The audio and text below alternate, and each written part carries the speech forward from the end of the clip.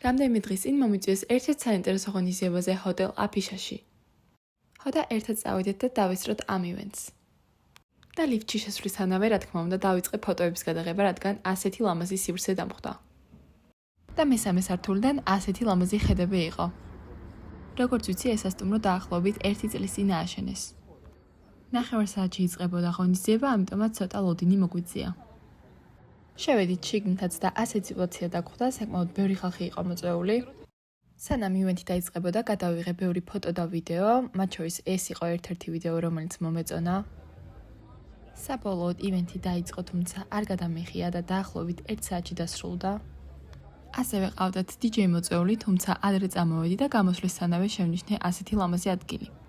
აქედან კი გადავწყვიტე, რომ პარკში გამესეინა და აღმოვაჩინე, რომ ინსტაგრამზე ვეღარ შევდიოდი. მოკლედ, რამდენიმე დღე ვიყავი სრულიად უმიზეზოდ სოციალურ პლატფორმებზე დაბლოკილი და დამიწერეთ კომენტარებში თქვენს თუ ქონიათ ასეთ შემთხვევა.